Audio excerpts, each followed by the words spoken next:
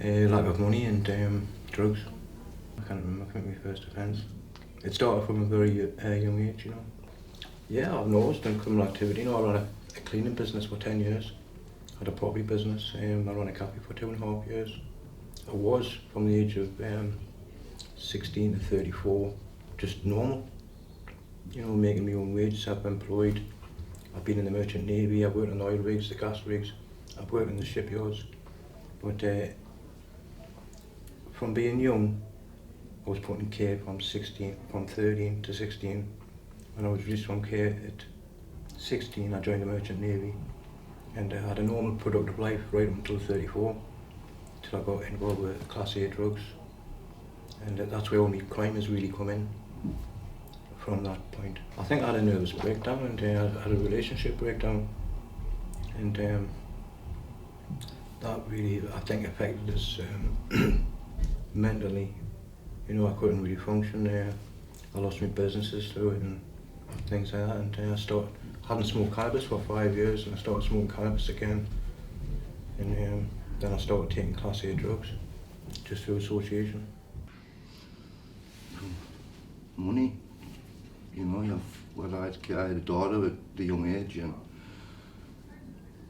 I should have provided in other ways, but I didn't, and one thing leads to another, and you need money, and we're in a rat race. We live in a country where sometimes you're not given a chance at your past, and that still haunts me today, you know what I mean? So there was nobody going to give me a chance at a young age, so people won't give me a chance. Now I'm 42, I'm just trying to get forgiveness of people who matter now, you know what I mean?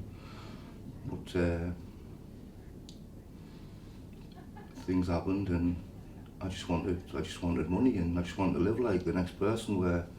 But I wasn't given a chance. I had no education as a child. I didn't take the chances I was given, below them at a young age, and I'm still paying for them now.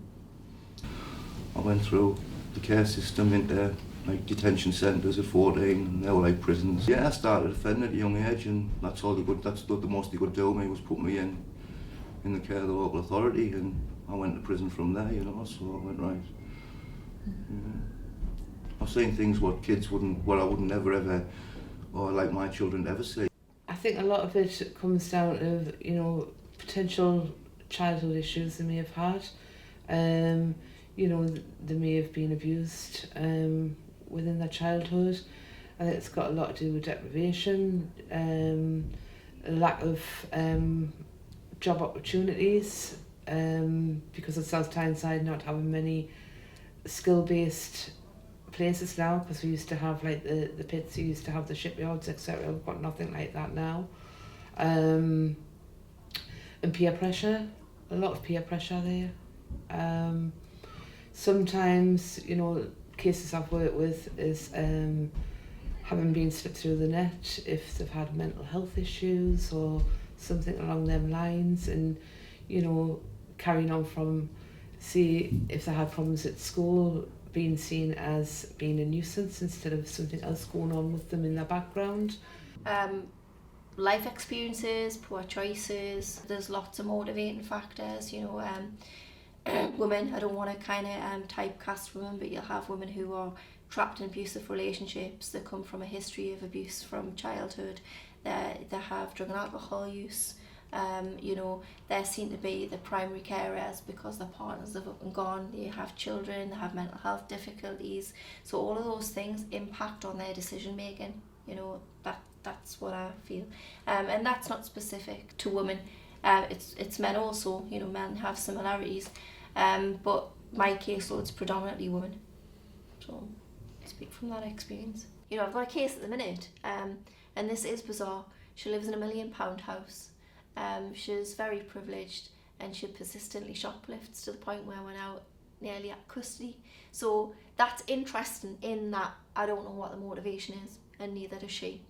And we've gone through every gamut of what could be driving this.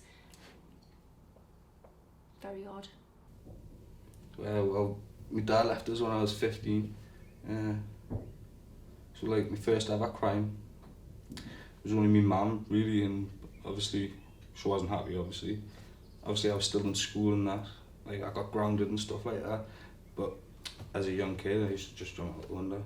You know what I mean? I was a proper tearaway. Like, everything.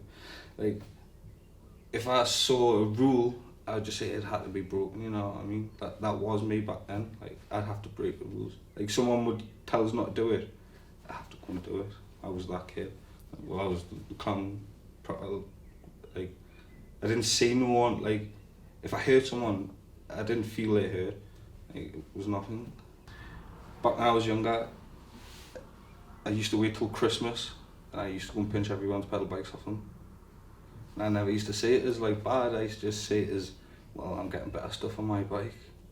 But now I wouldn't dream of someone pinching the Bairn's bike, so that's basically probably one of the first ever crimes I've really done, was pedal bike pinching.